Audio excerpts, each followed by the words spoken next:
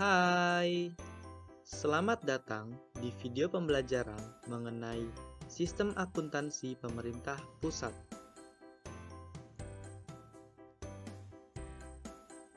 Sebelumnya, perkenalkan dulu nih tim penyusun videonya. Yang pertama, ada Agresa Sekli, lalu ada Fikri Pratama, dan yang terakhir ada Lupita Falmasari. Oke, pertama-tama, apa sih sistem akuntansi pemerintah pusat itu?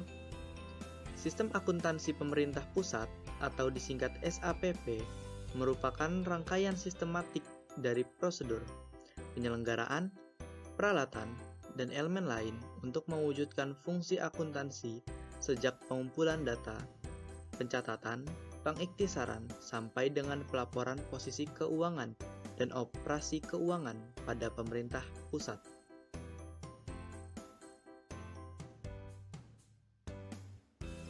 Tujuan SAPP sendiri, yang pertama adalah menjaga aset pemerintah pusat dan instansi-instansinya.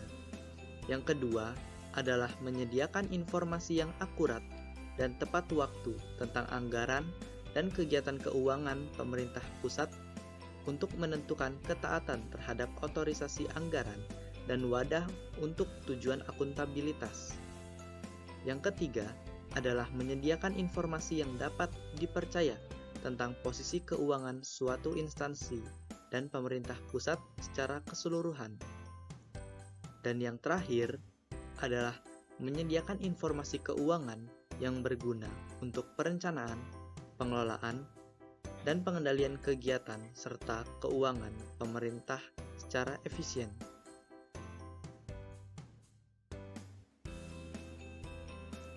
Karakteristik SAPP yang pertama adalah basis akuntansinya.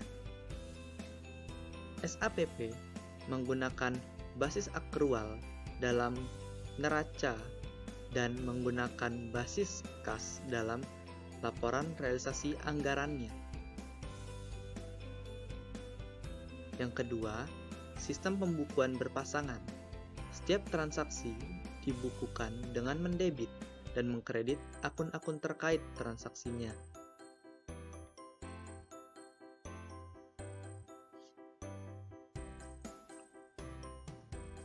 Yang ketiga adalah desentralisasi pelaksanaan anggaran. Kegiatan akuntansi dan pelaporan keuangan di instansi dilaksanakan secara berjenjang oleh unit-unit akuntansi baik di kantor pusat, instansi, maupun di daerah. Yang keempat adalah bagan akun standar. SAPP menggunakan akun standar yang ditetapkan oleh Menteri Keuangan yang berlaku untuk tujuan penganggaran maupun akuntansi. Yang kelima adalah Badan Standar Akuntansi Pemerintah.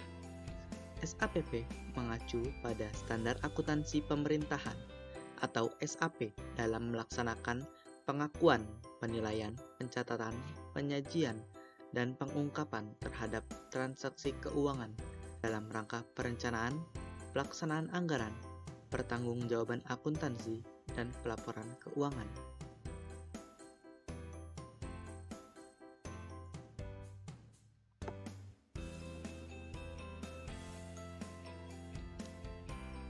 SAPP sendiri wajib diselenggarakan oleh yang pertama, seluruh unit organisasi pada pemerintah pusat. Yang kedua, unit akuntansi dan pelaporan keuangan pada pemerintah daerah dalam rangka pelaksanaan dekonsentrasi atau tugas pembantuan yang dananya bersumber dari APBN. Dan yang ketiga adalah unit akuntansi dan pelaporan keuangan pada pelaksanaan anggaran bendahara umum negara. Namun, terdapat beberapa entitas yang dikecualikan dari SAPP, antara lain pemerintah daerah yang dananya bersumber dari APBD, lalu ada BUMN, dan yang terakhir adalah BUMD.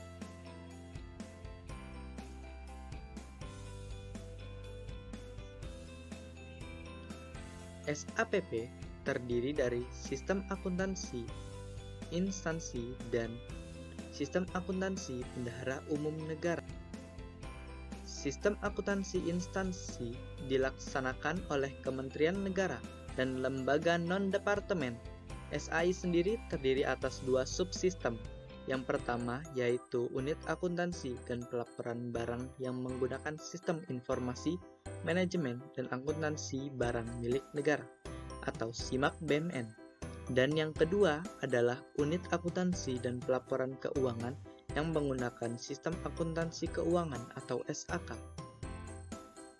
Sementara itu, SABUN dilaksanakan oleh Bendahara Umum Negara dan Bagian Anggaran Bendahara Umum Negara atau BABUN.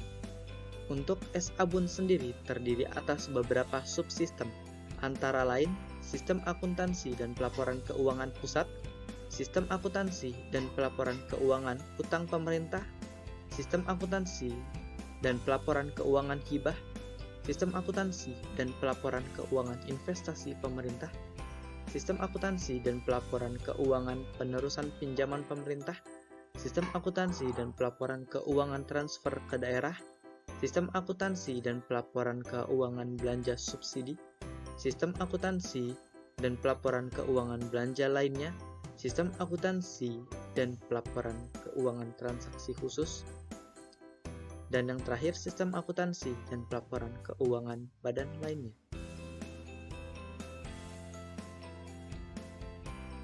Untuk siklusnya sendiri, yang pertama, pada sistem akuntansi kementerian atau lembaga, transaksi barang milik negara akan dicatat oleh Unit Akuntansi dan Pelaporan Barang dengan menggunakan Sistem Informasi, Manajemen, dan Akuntansi Barang Milik Negara atau SIMAK BMN. Sementara untuk transaksi-transaksi lain akan dicatat oleh Unit Akuntansi dan Pelaporan Keuangan menggunakan Sistem Akuntansi Keuangan atau SAK. Selanjutnya, berdasarkan transaksi yang telah dicatat oleh masing-masing unit akuntansi dan pelaporan, dibuatlah buku besar SAI. Buku besar SAI tersebut selanjutnya menjadi acuan dalam pembuatan laporan keuangan kementerian dan lembaga. Sama halnya dengan SABUN, setiap jenis transaksi akan dicatat oleh masing-masing unit akuntansi dan pelaporan menggunakan subsistem yang telah ditentukan. Selanjutnya, dari transaksi-transaksi yang telah dicatat tersebut akan dibuat buku besar SABUN yang akan menjadi acuan dalam pembuatan laporan keuangan Bendahara Umum Negara atau BUN. Berdasarkan buku besar SAI dan buku besar SABUN, selanjutnya dibentuk buku besar SAPP yang nantinya akan menjadi dasar pembuatan laporan keuangan pemerintah pusat. Laporan keuangan pemerintah pusat tersebut selanjutnya diperiksa oleh BPK.